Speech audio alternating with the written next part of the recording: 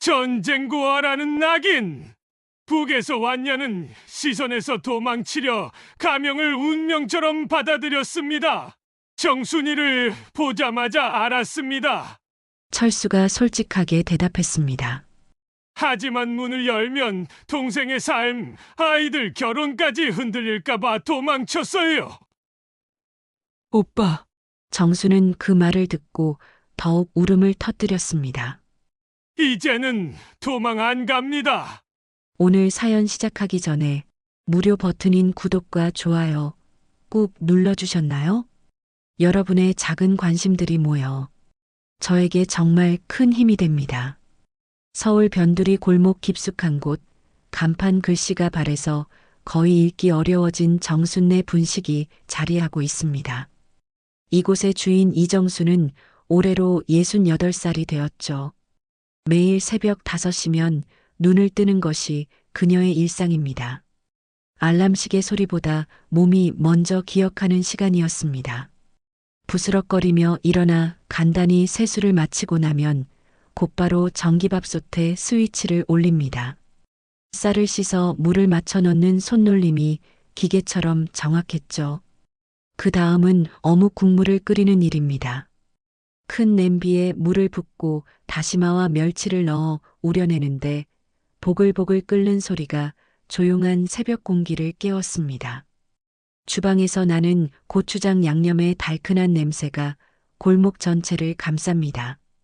정순이 직접 만든 떡볶이 양념은 이 동네에서 유명했죠. 고추장에 설탕, 다진 마늘, 생강을 넣고 조물조물 버무리는 손길에는 수십 년의 경험이 녹아 있었습니다. 새벽 준비를 마치고 나면 어느새 해가 떠오르고 하나둘 출근하는 사람들의 발걸음 소리가 들리기 시작합니다. 이 골목은 참 묘한 곳입니다. 학교 앞에서 풀빵을 파는 할머니가 사라진 지도 벌써 몇 년이 흘렀고 구멍가게마저 편의점으로 바뀌었지만 이곳만큼은 시간이 느리게 흐르는 것 같았죠. 정순의 분식집도 그런 시간 속에서 조용히 자리를 지키고 있었습니다. 점심시간이 지나고 오후가 되면 정수는 카운터에 놓인 낡은 라디오를 켭니다. 다이얼을 이리저리 돌려가며 주파수를 맞추는 소리가 나죠. 오후 6시 이산 가족 찾기 코너가 시작되는 시간에 맞춰 정확히 다이얼을 올립니다. 이 시간만큼은 그 어떤 일도 방해받고 싶지 않았거든요. 라디오 소리가 또렷해지면 정수는 카운터 서랍을 조용히 엽니다. 오래된 새마을 금고 통장 사이에 끼워둔 흑백 사진 한 장을 꺼내죠. 사진 뒷면에는 흐릿한 글씨로 철수와 정순, 1949년 여름이라고 적혀 있습니다. 사진 속 젊은 남녀는 환하게 웃고 있었는데 그중 한 명이 바로 어린 시절의 정순이었습니다. 오빠 라디오가 다 달아도 나는 안 놓아. 정수는 사진을 바라보며 혼잣말을 합니다. 매일 반복되는 의식 같은 시간이었죠. 라디오에서는 오늘도 이산 가족을 찾는 사연들이 흘러나왔지만 정순이 기다리는 목소리는 들리지 않았습니다. 그때 가게 문이 딸랑거리며 열렸습니다. 이모, 아니 어머니. 밝은 목소리의 주인은 민수였죠. 올해 33인 민수는 정순에게는 조카지만 어려서부터 아들처럼 키워온 존재였습니다. 민수의 어머니, 그러니까 정순의 언니가 일찍 세상을 떠난 후 정순이 민수를 맡아 키웠거든요. 오늘 늦네. 정순은 라디오 소리를 줄이며 반갑게 맞았습니다. 민수는 정장 차림으로 가방을 어깨에 둘러맨 채 설거지통으로 향했죠. 퇴근길마다 가게에 들러 설거지를 돕는 것이 그의 일상이었습니다. 회사에서 야근이 좀 있었어요. 민수는 소매를 걷어올리며 설거지를 시작했습니다. 어머니, 오늘 떡볶이 국물 장난 아니네요. 뭔가 깊은 맛이 나는데? 정수는 그 말에 빙그레 웃었습니다. 오늘은 멸치를 오래 볶았지. 사람 기다릴 땐 국물도 오래 우려야 해. 그녀의 말에는 깊은 의미가 담겨 있었죠. 민수도 그것을 알고 있었지만 더 이상 묻지는 않았습니다. 설거지를 마친 민수는 카운터에 앉아 어묵 몇 개를 집어 먹었습니다. 어머니, 저 말씀드릴 게 있어요. 민수의 목소리가 평소보다 조심스러웠죠. 뭔데? 정수는 라디오 볼륨을 더 낮추며 민수를 바라봤습니다. 연인이 있어요. 이번에 소개해 드리고 싶어서요. 민수의 얼굴이 살짝 붉어졌습니다. 진지하게 생각하고 있는 사람이에요.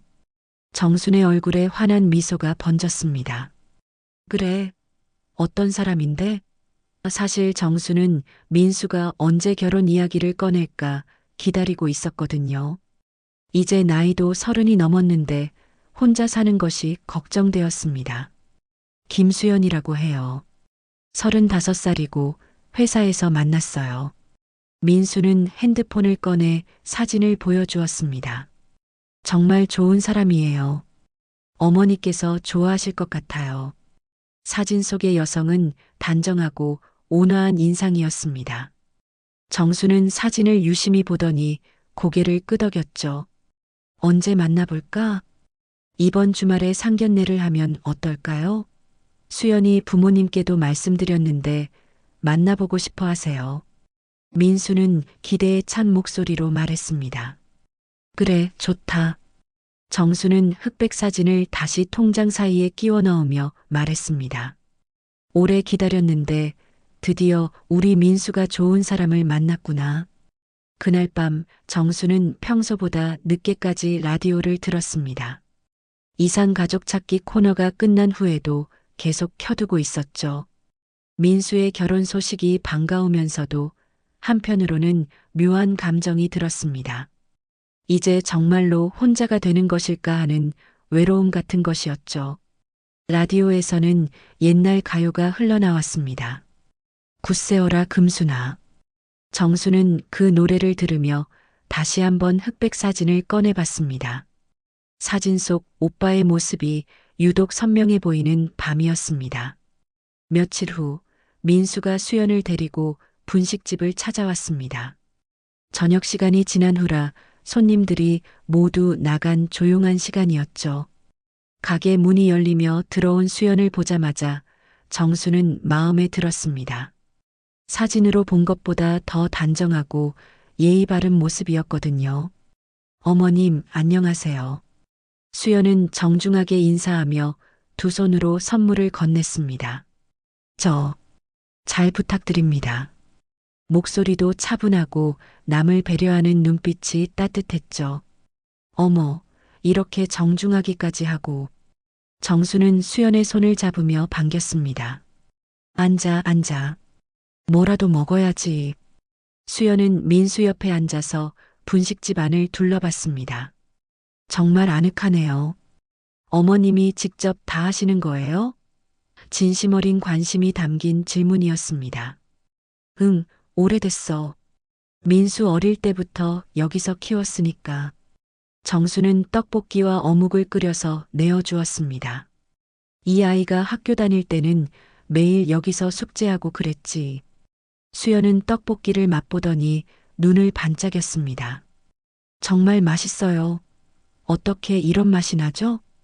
과장이 아닌 진짜 감탄이었습니다. 비법이 있어. 고추장을 직접 만들거든.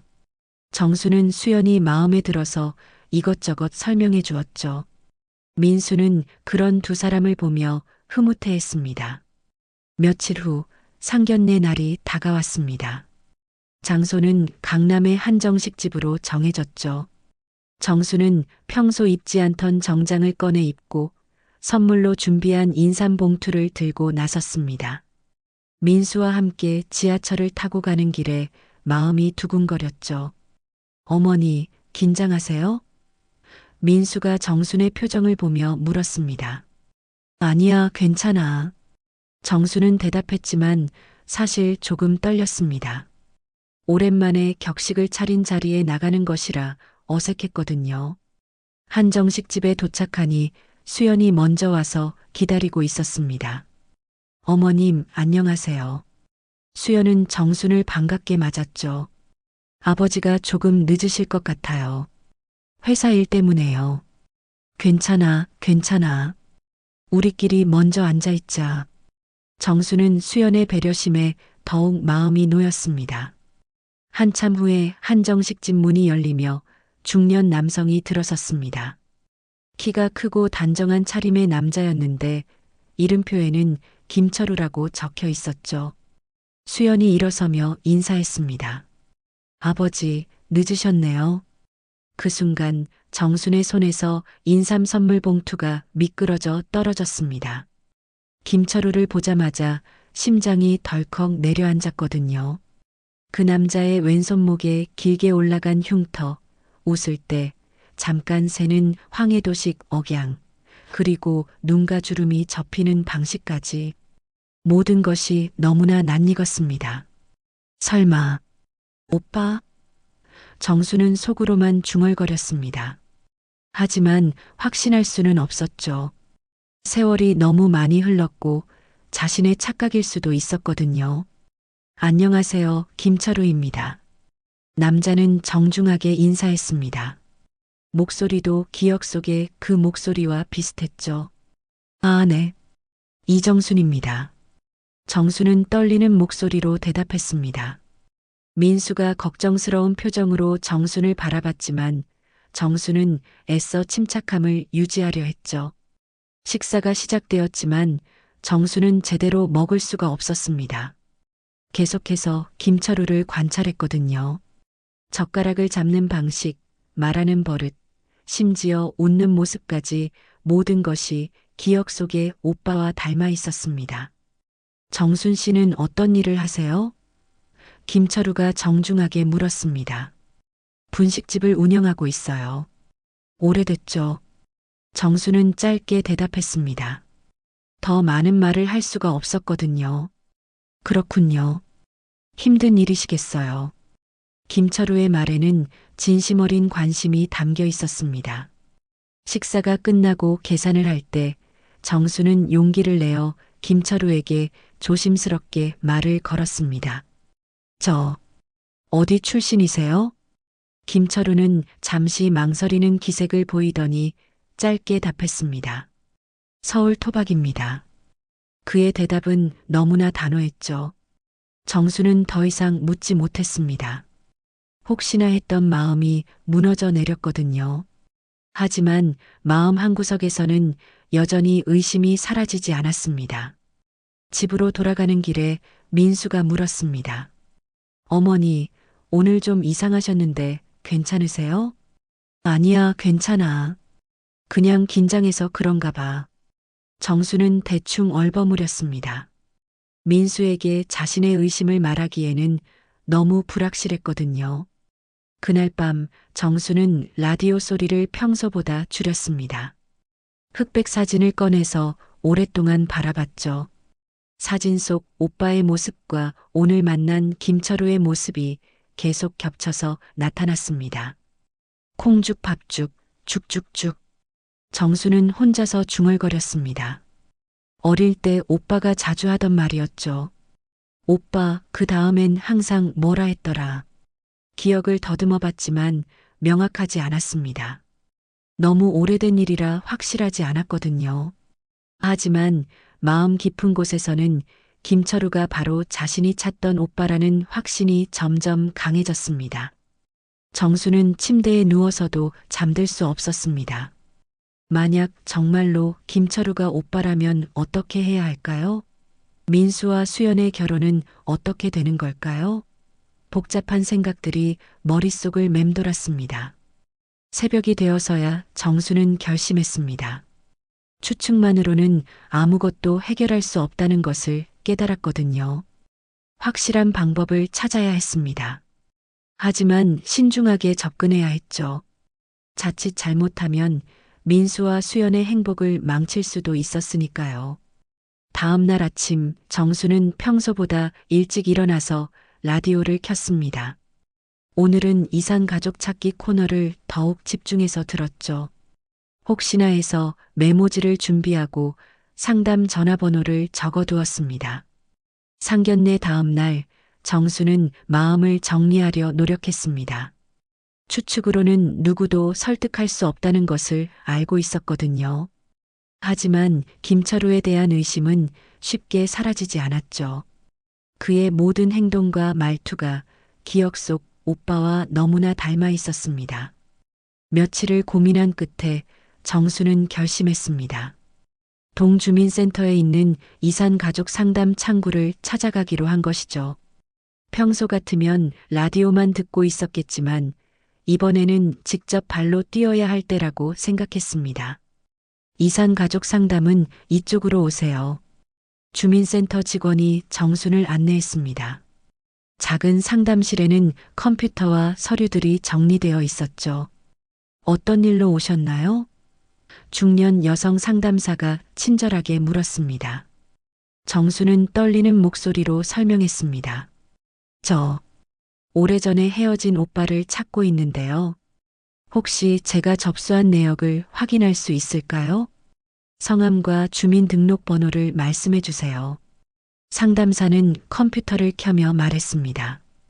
본인 접수 내역만 열람 가능해요. 상대방 거는 개인정보라서요. 정수는 자신의 정보를 알려주고 기다렸습니다. 상담사가 컴퓨터 화면을 보며 기록을 뒤져보더니 고개를 끄덕였죠. 아, 1983년에 접수 내역이 있네요. 상담사가 화면을 보며 말했습니다. 찾으시는 분은 이철수로 되어 있고요.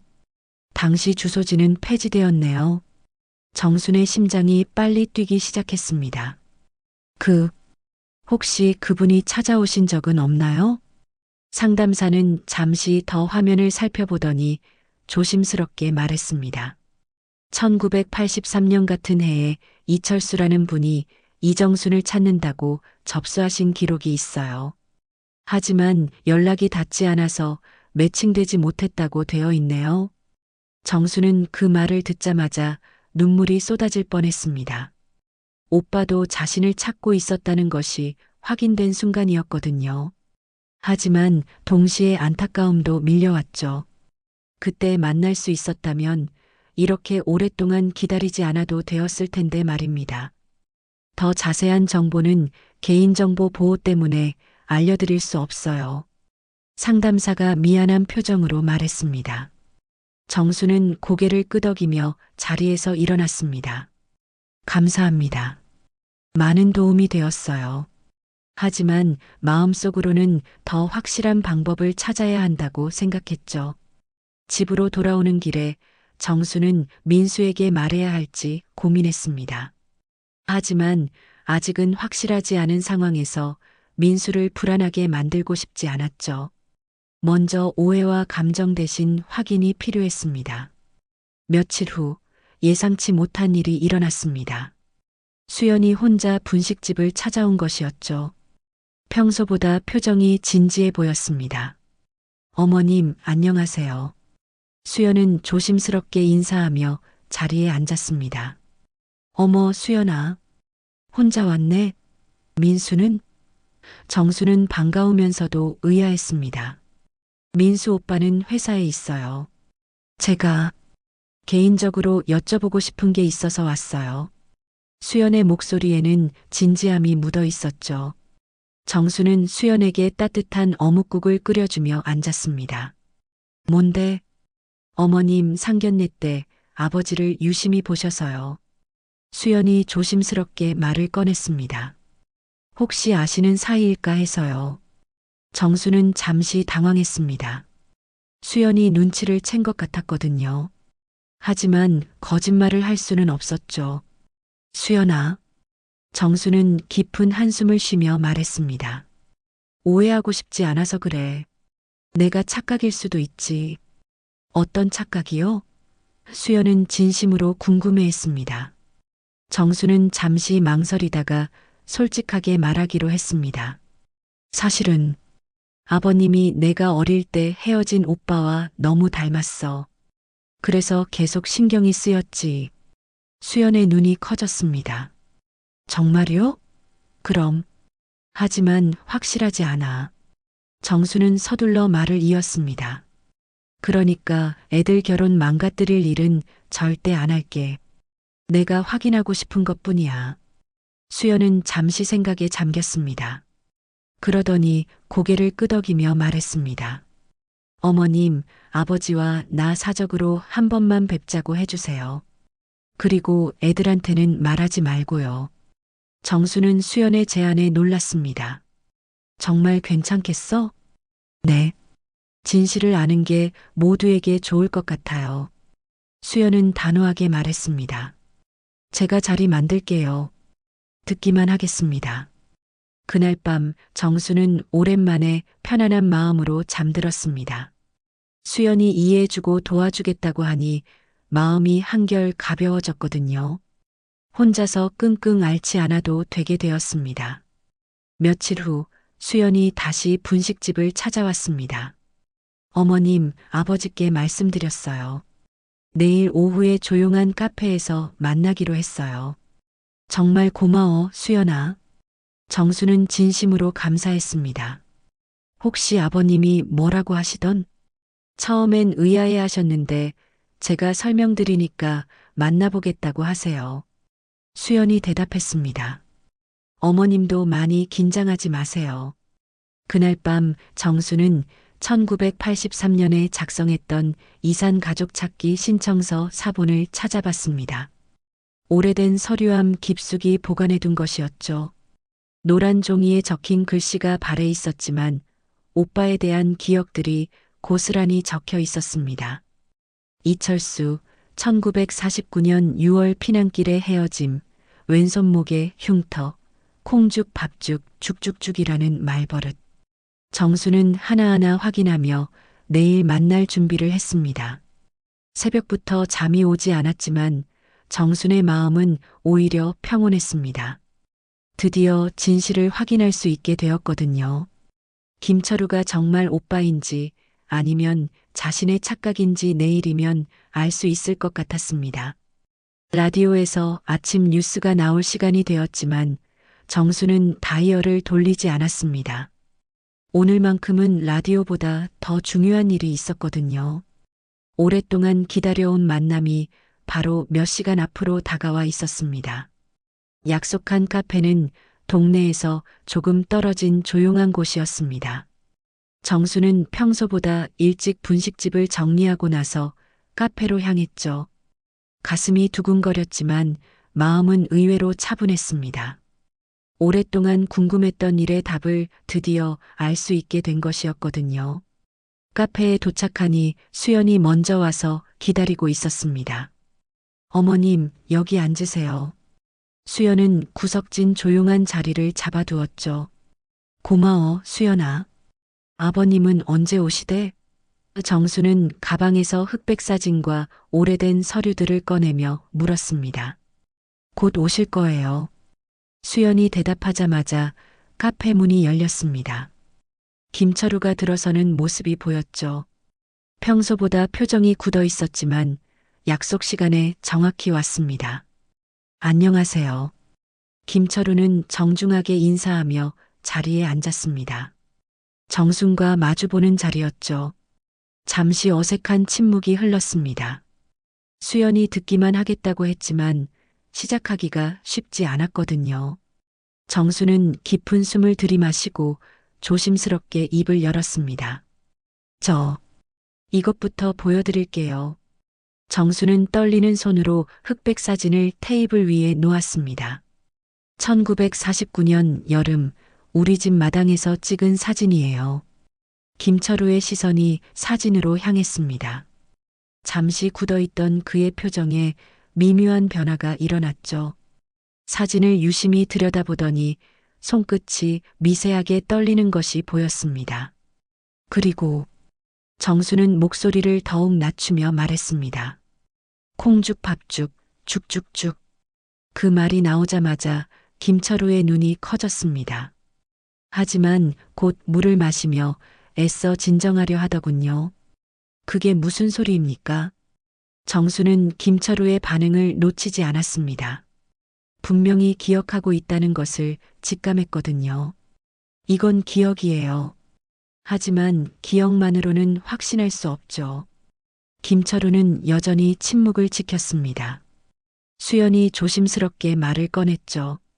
아버지, 솔직하게 이야기해 주세요. 어머님도 오랫동안 고생하셨어요. 기억을 믿지 말자고요. 정순이 단호하게 말했습니다. 검사로 확인합시다. 유전자 검사. 제가 비용 낼게요. 수연이 빠르게 아버지를 바라보며 말했습니다. 아버지 하시죠. 의심을 남기느니 명확히 하는 게 우리 모두를 위한 길이에요. 김철우의 표정에는 오래된 그림자가 드리워졌습니다. 마치 오랫동안 숨겨온 비밀이 드러날까봐 두려워하는 것 같았죠. 한참을 망설이더니 낮은 목소리로 대답했습니다. 원하신다면 하십시다. 그 말에 정순의 마음이 조금 놓였습니다. 적어도 도망가지는 않겠다는 의미였거든요. 하지만 김철우의 표정은 여전히 무겁기만 했습니다. 검사는 언제 받을 수 있나요? 수연이 실무적인 질문을 했습니다. 병원에 문의해 보겠어요. 정순이 대답했습니다. 빠르면 내일 모레쯤. 그때 김철우의 휴대폰이 울렸습니다. 익명의 번호였는데 문자 내용을 보자 그의 얼굴이 굳어졌죠. 무슨 내용인지 정순과 수연은 알 수 없었지만 좋지 않은 소식인 것 같았습니다. 카페를 나서면서 정순은 김철우에게 말했습니다. 걱정하지 마세요. 결과가 어떻게 나오든 민수와 수연 결혼에는 문제 없을 거예요. 김철우는 고개만 끄덕였을 뿐 대답하지 않았습니다. 뭔가 더 큰 걱정이 있는 것 같았죠. 그날 밤 민수에게 이상한 문자가 왔습니다. 익명의 번호에서 온 것이었죠. 상견례 때 내 어머니가 난동 피웠다더라. 신부 아버지 신상 파는 중. 결혼 다시 생각해라. 민수는 그 문자를 보고 당황했습니다. 무슨 일인지 전혀 모르겠거든요. 즉시 수연에게 전화를 걸었습니다. 수연아, 이상한 문자를 받았어. 무슨 일이야? 수연은 잠시 망설이다가 대답했습니다. 오빠, 지금 복잡한 상황이에요. 하지만 우리가 걱정할 일은 아니에요. 뭔 소리야? 정확히 말해줘. 민수의 목소리에 불안함이 묻어났습니다. 어머님과 아버지 사이에 오해가 있었는데 지금 풀어가고 있어요. 수연은 최대한 차분하게 설명했습니다. 우리는 우리 방식대로 가요. 소문은 소문일 뿐이에요. 민수는 수연의 말을 듣고도 찜찜했지만 더 이상 묻지 않았습니다. 수연을 믿기로 한 것이죠. 알았어. 하지만 뭔가 문제가 있으면 바로 말해줘. 민수가 당부했습니다. 네, 그럴게요. 수연은 안심시키듯 대답했습니다. 전화를 끊고 나서 수연은 깊은 한숨을 쉬었습니다. 벌써 소문이 나기 시작한 것 같았거든요. 누군가 일부러 문제를 만들려고 하는 것 같았습니다. 다음 날 정수는 병원에 문의해서 유전자 검사 예약을 잡았습니다. 일주일 후에 결과를 받을 수 있다고 했죠. 수연에게 연락해서 일정을 알려주었습니다. 어머님, 아버지께도 말씀드릴게요. 수연이 대답했습니다. 그런데 어제 민수 오빠한테 이상한 문자가 왔어요. 정수는 그 말을 듣고 걱정이 되었습니다. 무슨 내용이었는데? 저희 일에 대해서 소문을 내는 내용이었어요. 수연이 설명했습니다. 정수는 마음이 무거워졌습니다. 자신의 의심 때문에 아이들에게까지 피해가 가는 것 같았거든요. 하지만 이미 시작한 일 끝까지 가봐야 했습니다. 그날 밤 정수는 라디오를 켜놓고도 제대로 듣지 못했습니다. 머릿속이 복잡했거든요. 과연 자신이 하고 있는 일이 옳은 것일까 하는 의문이 들었습니다. 하지만 진실을 아는 것이 모두에게 좋을 거라는 수연의 말이 계속 떠올랐습니다. 이제 일주일만 더 기다리면 모든 것이 명확해질 것입니다. 일주일이 지나고 드디어 검사 결과를 받는 날이 되었습니다. 세 사람은 같은 병원 상담실에서 만났죠. 정수는 평소보다 일찍 분식집을 닫고 왔고 김철우는 회사를 일찍 나와서 도착했습니다. 수연도 휴가를 내고 함께했죠. 상담실은 조용했습니다. 의사가 봉투를 들고 들어오자 세 사람 모두 긴장한 기색이 역력했죠. 정순의 손은 떨리고 있었고 김철우는 주먹을 꽉 쥐고 있었습니다. 검사 결과 나왔습니다. 의사가 봉투를 테이블 위에 놓으며 말했습니다. 함께 확인해 보시죠. 정순이 떨리는 손으로 봉투를 열었습니다. 수연이 옆에서 함께 결과지를 봤죠. 그 순간 세 사람의 표정이 일제히 변했습니다. 형제자매 전열 가능성 99.98% 이상. 정순이 떨리는 목소리로 읽었습니다. 김철우의 어깨가 서서히 내려앉았습니다. 오랫동안 잠겨있던 방문이 안쪽에서 밀려 열리는 것 같았죠. 깊은 한숨을 내쉬더니 낮고 단단한 목소리로 고백했습니다. 맞습니다. 제 본래 이름은 이철수입니다. 정순의 눈에서 눈물이 쏟아졌습니다. 수십 년 동안 기다려온 순간이었거든요. 수연도 아버지를 바라보며 눈물을 글썽였죠. 김철우, 아니 이철수는 오랫동안 숨겨왔던 이야기를 천천히 꺼내기 시작했습니다. 휴전 직후 성당 보호소를 통해 입양되었습니다. 그때 본 적과 이름이 바뀌었죠.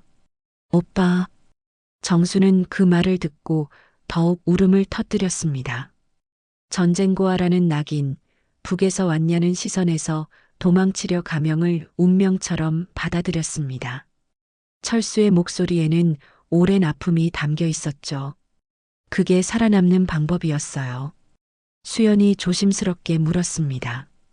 그럼 1983년에. 맞아요. 83년 이산 가족 찾기 때 마음이 흔들렸습니다. 철수가 고개를 끄덕였습니다. 하지만 양부모님 병환과 가슴의 묻자는 부탁 앞에 멈췄어요. 정순이 눈물을 닦으며 물었습니다. 그럼 상견례 때는? 정순이를 보자마자 알았습니다. 철수가 솔직하게 대답했습니다. 하지만 문을 열면 내 삶, 아이들 결혼까지 흔들릴까봐 도망쳤어요. 정순이 떨리는 목소리로 물었습니다. 그럼 이제는? 이제는 도망 안 갑니다. 철수의 목소리는 단호했습니다. 하지만 위기는 다 끝난 게 아니었습니다. 그들이 병원에서 나오는 모습을 누군가 지켜보고 있었던 것 같았죠. 며칠 후부터 이상한 소문들이 퍼지기 시작했습니다. 결혼 정보를 맡은 예식장 직원이 흘린 말이 온라인 커뮤니티를 타고 번졌습니다. 신부 아버지, 과거 신혼 문제? 라는 말줄임표가 커다란 오해로 부풀어 올랐죠. 사실과 다른 내용들이 꼬리에 꼬리를 물고 퍼져나갔습니다. 양가 친척 몇 명이 노골적으로 반대하기 시작했습니다. 뭔가 수상하다더라. 결혼 전에 확실히 해야 한다는 말들이 돌았죠. 정수는 그런 소문들을 듣고 마음이 무거워졌습니다. 더 심각한 문제는 민수의 회사에까지 소문이 번진 것이었습니다. 며칠 후 민수는 인사팀 면담을 받게 되었죠. 민수 씨, 개인적인 일이지만 회사 이미지에 영향을 줄 수 있어서요. 인사팀장이 조심스럽게 말을 꺼냈습니다. 사적인 일이라. 민수는 당황했습니다. 정확히 무슨 일인지도 모르는 상황이었거든요. 네, 업무와 무관합니다. 민수는 단호하게 대답했습니다. 하지만 마음속으로는 답답했습니다. 왜 사랑과 과거가 회사 평가표에 같이 놓여야 하지? 민수는 이해할 수 없었거든요. 그날 저녁 민수가 분식집을 찾아왔습니다. 평소보다 표정이 어두워 보였죠. 어머니, 무슨 일이에요? 회사에서도 이상한 소리 들었는데. 민수가 직접적으로 물었습니다. 정수는 더 이상 숨길 수 없다고 생각했습니다. 민수야, 앉아라. 말해줄 게 있어. 정수는 처음부터 차근차근 설명했습니다. 김철우가 자신의 오빠라는 것, 유전자 검사를 통해 확인했다는 것, 그리고 그 과정에서 생긴 오해들까지 모든 것을 털어놓았죠. 민수는 그 이야기를 듣고 충격을 받았습니다. 그럼 수연이 아버지가 어머니 오빠라고요? 그래. 하지만 너와 수연은 혈연 관계가 아니야. 정순이 서둘러 설명했습니다. 너는 내 조카고 수연은 오빠 딸이니까 아무 문제 없어. 민수는 잠시 생각에 잠겼습니다. 복잡한 상황이었지만 사랑하는 사람과 결혼하는데 법적인 문제가 없다는 것을 확인했죠. 어머니, 왜 진작 말씀 안 하셨어요? 민수가 아쉬움을 표했습니다. 확실하지 않았으니까.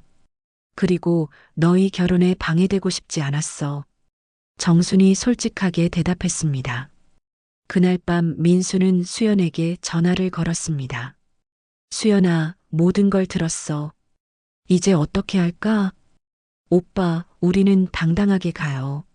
수연의 목소리는 의외로 차분했습니다. 숨길 이유도 없고 부끄러워할 일도 없어요. 하지만 현실은 그리 간단하지 않았습니다. 소문은 계속 퍼져나갔고 결혼을 반대하는 목소리들도 커져갔죠. 심지어 일부 친척들은 결혼식에 참석하지 않겠다고 선언하기도 했습니다. 정수는 자신의 선택 때문에 아이들이 고생하는 것을 보며 후회하기 시작했습니다. 차라리 모르는 척 했다면 이런 일은 없었을 텐데 하는 생각이 들었죠. 하지만 철수는 다른 생각이었습니다. 정순아, 이제 숨지 말자. 우리가 당당하게 살면 아이들도 당당할 수 있어. 결국 네 사람은 함께 모여서 앞으로의 계획을 세우기로 했습니다. 소문과 오해에 맞서 진실을 알리는 것이 최선의 방법이라고 결론 내렸죠. 소문과 반대에 직면한 네 사람은 도망치지 않기로 결심했습니다. 그것이 이들의 반격 방식이었죠. 민수와 수연은 법률구조공단을 찾아가서 전문적인 상담을 받기로 했습니다. 감정에 휘둘리지 않고 법적으로 명확한 근거를 확보하는 것이 필요했거든요. 안녕하세요. 혼인 관련 상담을 받고 싶습니다. 민수가 접수 창구에서 말했습니다. 수연도 긴장한 표정으로 옆에 서 있었죠. 상담사는 두 사람의 상황을 자세히 들어본 후 관련 법령을 찾아보기 시작했습니다. 컴퓨터 화면을 보며 꼼꼼히 확인하더니 안심시키듯 말했죠. 복잡한 상황이시네요. 하나씩 정리해 보겠습니다. 상담사가 차분하게 설명하기 시작했습니다. 민수 씨는 정순 씨의 외조카로 분류됩니다. 고인이 된 누나의 아들이시죠? 네, 맞습니다. 어머니가 일찍 돌아가셔서 이모가 저를 키워주셨어요. 민수가 대답했습니다. 그러면 정순 씨와는 직계존속이나 비속관계가 아닙니다. 상담사가 계속 설명했습니다. 외조카는 반계열 쪽에 해당하죠. 수연 씨는 김철우 씨, 본명 이철수 씨의 딸이고요. 수연이 불안한 마음으로 물었습니다. 그럼 저희 사이에는 어떤 관계가 되는 건가요? 민수 씨와 수연 씨는 혈연상 완전히 무관합니다. 상담사가 단호하게 답했습니다. 사촌 관계도 아니고 어떤 혈연 관계도 성립하지 않아요. 이철수 씨와 정순 씨가 남매라고 해서 자동으로 두 분이 친척이 되는 것은 아닙니다. 민수가 안도의 한숨을 쉬며 확인했습니다. 그럼 혼인에 법적 제한이 전혀 없다는 뜻인가요? 네, 전혀 없습니다. 상담사가 민법 조항을 보여주며 설명했습니다. 민법 제809조 혼인 금지 조항을 보시면 직계열족이나 8촌 이내의 반계열족 간에는 혼인할 수 없다고 되어 있어요. 하지만 두 분은 혈연 관계가 아예 없으니까 해당 사항이 없죠. 상담사는 상세한 상담서를 작성해 주었습니다. 두 사람의 관계가 법적으로 전혀 문제 없다는 것을 명시한 공식 문서였죠. 민수와 수연은 그 문서를 받아들고 한결 가벼운 마음으로 나왔습니다. 한편 정순과 철수는 동네 성당을 찾아갔습니다. 철수의 양부모가 다니던 성당이었죠. 오래된 기록을 확인하고 싶었거든요. 과거를 정리하는 일은 뼈아프지만 숨을 쉬게 하는 일이기도 했습니다. 신부님, 옛날 기록을 찾아볼 수 있을까요? 정순이 조심스럽게 물었습니다. 무슨 일이신지요? 나이든 신부님이 친절하게 물었습니다. 오랫동안 이 동네에서 사목 활동을 해온 분이라 여러 사연을 들어본 경험이 많아 보였죠. 철수가 자신의 사정을 차근차근 설명했습니다. 전쟁 직후 이곳 보호소를 통해 입양되었다는 것, 그리고 지금 본래 가족을 찾았다는 것까지 솔직하게 털어놓았죠. 목소리가 떨렸지만 끝까지 이야기했습니다. 아, 그렇군요. 참 기구한 인생을 사셨네요. 신부님은 동정어린 눈빛으로 바라보며 말했습니다. 기록을 찾아보겠습니다. 오래된 일이라 시간이 좀 걸릴 수 있어요. 신부님은 성당 사무실 깊숙한 곳에 있는 오래된 서류함을 뒤지기 시작했습니다. 먼지가 많이 쌓인 상자들을 하나씩 확인하더니 한참 후에 노란 종이에 적힌 기록을 찾아냈습니다. 여기 있네요. 1953년 이철수 입양 기록입니다. 신부님이 조심스럽게 서류를 내밀었습니다. 정순과 철수는 그 기록을 보며 감동했습니다. 오랫동안 잃어버렸던 과거의 한 조각을 되찾은 기분이었거든요. 서류에는 당시 철수의 나이, 키, 그리고 왼손목 흉터에 대한 기록까지 상세히 적혀 있었습니다. 양부모님은 참 좋은 분들이셨어요. 신부님이 기록을 보며 말했습니다. 이 기록을 보니 정말 정성스럽게 키우셨던 것 같네요. 매달 성당에 와서 아이 근황을 보고하시곤 했어요. 철수의 눈에 눈물이 맺혔습니다. 양부모에 대한 고마움과 미안함이 동시에 밀려왔거든요. 이제 주민등록 정정도 가능합니다. 신부님이 조언했습니다. 원하신다면 본래 이름으로 되돌릴 수 있어요. 이 기록이 증명서류가 될 수 있거든요. 철수는 잠시 망설였습니다. 김철우라는 이름으로 살아온 세월이 더 길었거든요. 하지만 이제는 숨기고 싶지 않았습니다. 진짜 자신으로 살고 싶었죠. 해보겠습니다. 철수가 조용히 결정했습니다. 이제 진짜 이름으로 살고 싶어요. 며칠 후 철수는 주민센터에서 주민등록 정정 상담을 받았습니다. 복잡한 절차였지만 성당 기록과 유전자 검사 결과 덕분에 순조롭게 진행될 수 있었죠. 그날 밤 분식집에서 4사람이 모였습니다. 테이블 위에는 각자 받아온 서류들이 놓여 있었죠. 법률 상담서, 성당 기록 사본, 주민등록 정정 관련 서류들이었습니다. 라디오에서 굳세어라 금순아가 흘러나오고 있었습니다. 정순이 다이얼을 살짝 줄이며 말했죠. 오빠, 내가 라디오 끄는 법을 이제 알겠네. 철수가 미소 지었습니다. 그리고 여는 법도. 민수가 법률 상담서를 테이블에 놓으며 말했습니다. 어머니, 이제 당당하게 결혼할 수 있어요. 법적으로 아무 문제 없다고 공식 확인받았어요. 수연도 안도의 표정으로 고개를 끄덕였습니다. 소문내는 사람들한테 이 서류를 보여주면 되겠어요. 이제 더 이상 오해할 여지가 없을 거예요. 정수는 서랍에서 액자 2개를 꺼냈습니다. 하나는 새로 만든 것이었고 다른 하나는 오래전부터 준비해둔 것이었죠. 첫 번째 액자에는 흑백 사진을 새로 넣어서 만든 것이었습니다. 사진 아래에는 작은 문구가 적혀 있었죠. 찾음, 그리고 살음. 두 번째 액자에는 1983년 이산 가족 접수 확인증 사본이 들어 있었습니다. 그리고 세 번째로는 법률 상담서 요약본이었죠. 혼인상 문제 없음이라고 큰 글씨로 적혀 있었습니다. 철수가 그 액자들을 보며 눈물을 글썽였습니다. 정순아, 고마워. 내가 포기하지 않아서 우리가 다시 만날 수 있었어. 우리 이제 진짜 가족이에요. 수연이 정순의 손을 잡으며 말했습니다. 복잡하지만 따뜻한 가족. 민수도 웃으며 덧붙였습니다. 이상하게 들릴 수 있지만 이런 인연도 나쁘지 않은 것 같아요. 운명이었나 봐요. 며칠 후부터 소문을 퍼뜨리던 사람들에게 정확한 사실을 알리기 시작했습니다. 법률 상담서와 함께 상황을 차근차근 설명하니 대부분이 이해했죠. 일부 오해했던 친척들도 사과하며 결혼을 축하해 주었습니다. 미안해, 민수야. 우리가 성급하게 판단했네. 한 친척이 솔직하게 사과했습니다. 괜찮아요, 삼촌.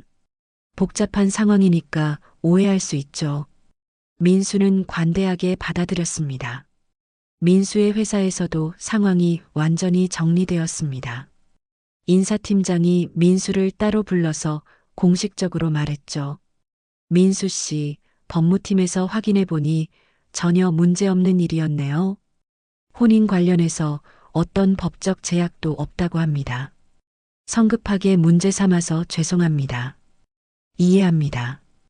회사 입장에서는 확인이 필요했을 거예요. 민수는 성숙하게 응답했습니다. 하지만 여전히 반대하는 사람들도 있었습니다. 특히 일부 연로한 친척들은 아무리 법적으로 문제 없다고 해도 복잡한 관계라며 못마땅해했죠. 하지만 네 사람은 더 이상 그런 시선에 위축되지 않았습니다. 시간이 해결해 줄 거예요. 수연이 낙관적으로 말했습니다. 우리가 행복하게 사는 모습을 보여주면 사람들도 인정하게 될 거예요. 철수도 동의했습니다. 숨어서 살 이유가 없어. 이제 당당하게 살자. 정수는 그런 가족들을 바라보며 뿌듯했습니다. 오랫동안 기다려온 오빠도 찾았고 민수도 좋은 사람을 만났으니 더 바랄 게 없었죠. 무엇보다 모든 것이 떳떳하고 정당한 방법으로 해결되었다는 것이 가장 만족스러웠습니다. 법적 문제가 해결되고 가족관계도 정리되었지만 여전히 한 가지 과제가 남아 있었습니다. 결혼식을 어떻게 치를 것인가 하는 문제였죠.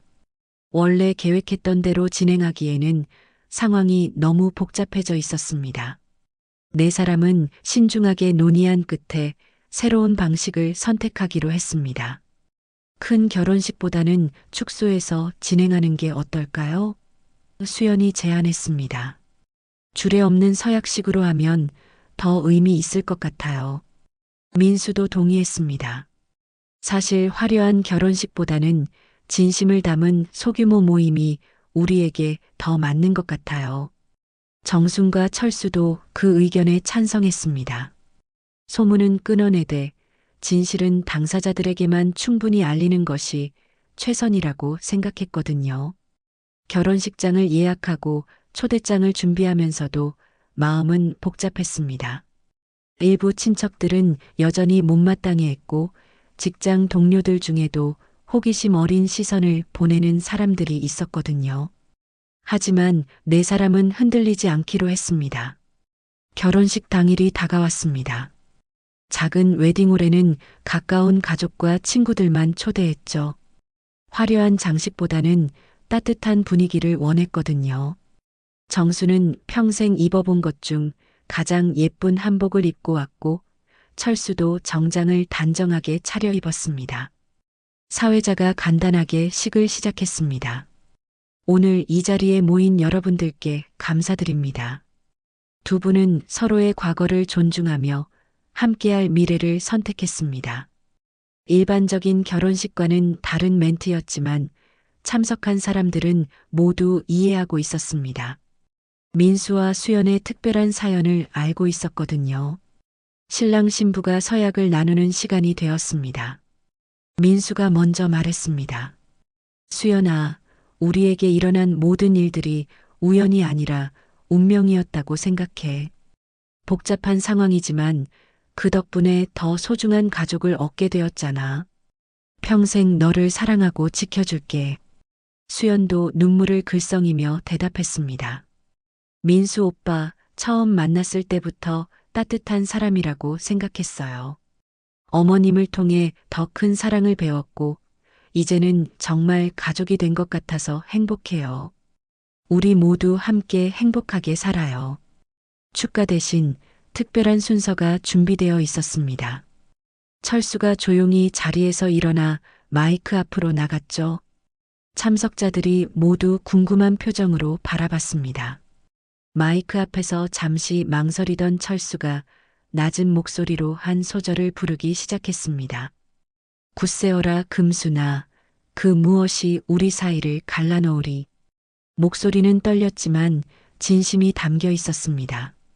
하객들은 모두 그 노래가 철수가 정순에게 건네는 뒤늦은 서약이라는 것을 알아차렸죠. 동시에 수연에게 바치는 미안함의 인사이기도 했습니다. 정수는 그 노래를 들으며 눈물을 흘렸습니다. 오랫동안 라디오로만 듣던 그 노래를 오빠의 목소리로 직접 듣게 된 것이었거든요. 노래가 끝나자 식장 안이 조용해졌습니다. 감동적인 순간이었죠. 그제야 참석자들은 이 가족의 특별한 사연을 완전히 이해하게 되었습니다. 식이 끝나고 피로연이 시작되었습니다. 지난주까지 반대하던 한 친척이 조용히 다가와서 말했습니다. 사람 일이란 게 참 신기하네. 미안했어, 민수야. 처음엔 이해가 안 됐는데 오늘 보니까 정말 아름다운 인연이구나. 민수는 정중히 고개를 숙였습니다. 이해해 주셔서 감사해요, 삼촌. 설득이 아닌 존중으로 끝내는 것, 그것이 이들이 선택한 마지막 방식이었습니다. 강요하지 않고 자연스럽게 사람들의 마음을 돌리는 것이었죠. 피로연이 진행되는 동안 정순과 철수는 조용한 곳에 앉아서 이야기를 나눴습니다. 정순아, 오늘 정말 고마워. 철수가 진심으로 말했습니다. 내가 아니었으면 평생 숨어서 살았을 거야. 오빠도 고마워요. 용기 내서 진실을 말해줘서. 정순이 대답했습니다. 이제 우리 모두 당당하게 살 수 있게 됐어요. 수연이 다가와서 두 사람 옆에 앉았습니다. 어머님, 아버지, 오늘 정말 감사해요. 제가 이런 가족을 얻게 될 줄은 꿈에도 몰랐어요. 민수도 합류했습니다. 우리 이제 정말 가족이네요. 복잡하지만 특별한 가족. 그날 저녁 신혼부부는 허니문을 떠났습니다. 정순과 철수는 분식집에서 조용한 시간을 보냈죠. 오랜만에 형제만의 시간이었습니다. 정순아, 우리 이제 뭐 하며 살까? 철수가 물었습니다. 뭘 하긴 아직 할 일이 많아요. 정순이 웃으며 대답했습니다. 분식집도 도와주고 손자 손녀 볼 날도 기다려야 하고. 철수도 웃었습니다. 그러게 아직 할 일이 많네. 라디오에서 저녁 시간 음악이 흘러나왔습니다. 하지만 이제 정수는 다이얼을 이산 가족 찾기 채널로 돌리지 않았죠. 더 이상 누군가를 찾을 필요가 없었거든요. 오빠, 내일부터 분식집 도와주실 거죠? 정순이 기대에 찬 목소리로 물었습니다. 당연하지. 김밥 많은 법부터 배워야겠네. 철수가 웃으며 대답했습니다. 그날 밤 두 사람은 늦게까지 이야기를 나눴습니다. 잃어버린 시간에 대한 아쉬움보다는 앞으로의 계획에 대한 이야기가 더 많았죠. 과거를 되돌릴 수는 없지만 남은 시간을 의미 있게 보낼 수 있다는 희망이 있었거든요. 새벽이 되어서야 잠자리에 들었지만 두 사람 모두 마음이 편안했습니다. 드디어 모든 것이 제자리를 찾은 것 같았거든요. 정수는 잠들기 전에 창밖을 바라봤습니다. 별들이 유난히 밝게 빛나고 있었죠. 마치 오늘의 결혼식을 축하해 주는 것 같았습니다. 내일부터는 정말로 새로운 시작입니다. 혼자가 아니라 가족과 함께하는 새로운 하루하루가 기다리고 있었거든요. 결혼식이 끝나고 한 달이 지났습니다. 민수와 수연은 허니문을 마치고 돌아와서 새로운 보금자리를 꾸리고 있었죠. 정순과 철수는 분식집에서 함께 일하며 새로운 일상을 만들어가고 있었습니다. 저녁 6시가 되어도 이제 가게에는 라디오 소리보다 그릇 부딪히는 소리가 더 컸습니다. 어서 오세요. 뭐로 드릴까요? 철수의 맑아진 목소리가 가게 안에 울렸습니다. 김밥 마리는 아직 서툴렀지만 어묵꼬치를 건네는 손길은 점점 능숙해지고 있었죠. 정수는 철수가 손님들과 자연스럽게 대화하는 모습을 보며 흐뭇해했습니다. 처음에는 어색해하던 철수가 이제는 동네 사람들과도 친해져서 농담까지 주고받곤 했거든요. 이철수 사장님, 오늘 멸치 우린 국물이 특히 맛있네요. 단골 손님이 칭찬했습니다. 감사합니다. 정순이가 비법을 가르쳐 줬거든요. 철수가 웃으며 대답했습니다. 이제는 자신의 본명을 자연스럽게 사용하고 있었죠. 분식집 벽에는 작은 액자 4개가 더 걸려 있었습니다. 하나는 1949년 흑백 사진, 또 하나는 83년 이산 가족 접수 확인증 사본, 세 번째는 법률 상담서 요약본 혼인상 문제 없음, 그리고 네 번째는 민수와 수연의 결혼 사진이었습니다. 이 가족의 역사를 보여주는 소중한 기록들이었죠. 어머님, 아버님, 수연이 배를 살짝 어루만지며 카운터로 왔습니다. 결혼한 지 얼마 안 되었는데 벌써 좋은 소식이 있었거든요. 어머, 수연아, 몸이 어떠니? 정순이 반갑게 맞았습니다. 괜찮아요. 입덧도 별로 없고. 수연이 환하게 웃었습니다. 그런데 아기 이름을 생각해 보고 있는데요. 철수가 관심 있게 물었습니다. 무슨 이름으로 할 생각이야? 아들이면 통일이는 어떨까요? 수연이 조심스럽게 제안했습니다. 정순이 그 이름을 듣고 눈이 반짝였습니다. 참 좋은 이름이네. 그럼 딸이면? 평화는 어떨까요? 수연이 대답했습니다. 이 집 국물처럼 오래 우려서 단단한 이름으로요. 철수가 고개를 끄덕이며 말했습니다. 의미 있는 이름들이야. 우리 가족 이야기가 담긴 이름이지. 그때 민수가 퇴근해서 들어왔습니다. 모두 모여 있네요. 무슨 좋은 이야기하고 계셨어요? 아기 이름 얘기하고 있었어. 정순이 설명했습니다. 민수도 그 이름들을 듣고 마음에 들어 했습니다. 정말 좋네요. 우리 가족의 의미가 담긴 이름이에요. 문득 라디오에서 6시 시그널이 흘러나왔습니다. 예전 같으면 정순이 다이얼을 이산 가족 찾기 채널로 돌렸을 시간이었죠. 하지만 이제는 그러지 않았습니다. 정순이 다이얼을 한번 쳐다보다가 올리지 않았거든요. 기다림으로 살아냈고 이제는 살아내며 기다리는 시간이었습니다. 더 이상 잃어버린 사람을 찾을 필요가 없었죠. 대신 새로운 가족 구성원을 기다리는 설렘이 있었습니다. 어머님, 오늘은 라디오 안 들으세요? 민수가 궁금해했습니다. 이제 안 들어도 돼. 찾을 사람 다 찾았잖아. 정순이 웃으며 말했습니다. 그 대신 가게 안에는 다른 소리들이 가득했습니다. 문턱을 넘는 동네 사람들의 발걸음 소리, 김밥 써는 소리, 어묵 국물 끓는 소리, 그리고 서로를 부르는 가족의 목소리들. 그것이 이 집의 새로운 저녁 방송이었습니다. 정순아, 내일 재료 주문해야 하는데 뭐가 필요해? 철수가 장부를 보며 물었습니다. 떡이랑 어묵 좀 더 주문하자. 요즘 손님이 늘었어. 정순이 대답했습니다. 실제로 분식집 손님들이 눈에 띄게 늘어나고 있었습니다. 철수가 합류한 후 더 활기차졌고 무엇보다 따뜻한 가족의 모습을 보러 오는 단골들이 많아졌거든요. 이 집에 오면 마음이 편해져요. 한 손님이 말했습니다.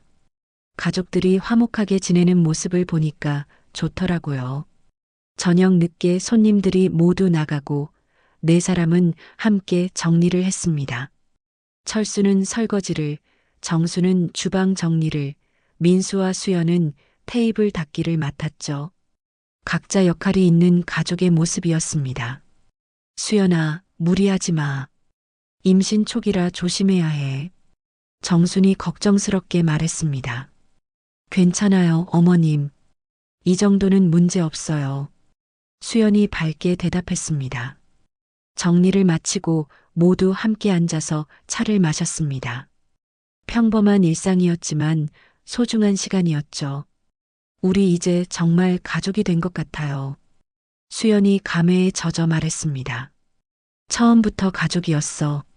정순이 따뜻하게 말했습니다. 다만 서로 몰랐을 뿐이지. 철수도 고개를 끄덕였습니다.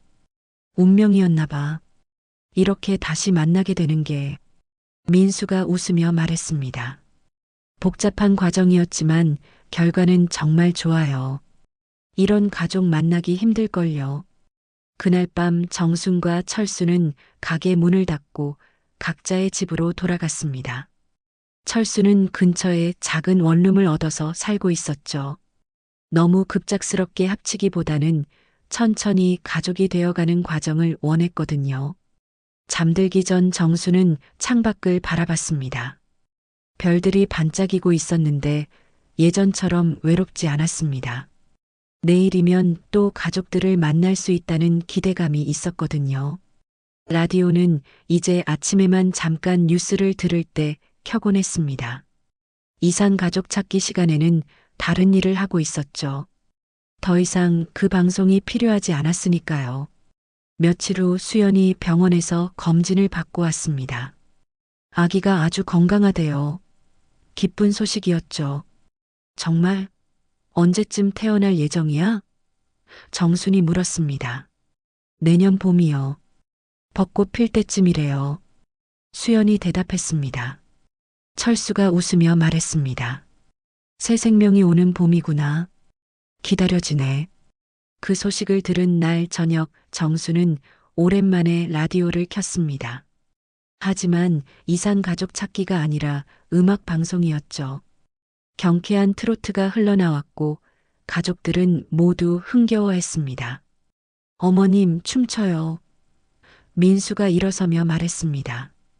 에이, 무슨 춤을. 정순이 부끄러워하며 손사래를 쳤지만 결국 모두 함께 어깨춤을 추게 되었습니다. 분식집 안이 웃음소리로 가득 찼습니다. 오랫동안 조용했던 이 공간에 활기가 넘쳤죠. 이것이 바로 정순이 그토록 원했던 모습이었습니다. 가족이 함께 웃고 즐기는 시간 말이에요. 밤이 깊어갈 때까지 네 사람은 함께 시간을 보냈습니다. 과거의 아픈 기억들은 이제 추억이 되었고 미래에 대한 희망이 그 자리를 차지했습니다. 정수는 그날 밤 가장 평온한 잠을 잤습니다. 꿈속에서도 가족들과 함께 있었거든요.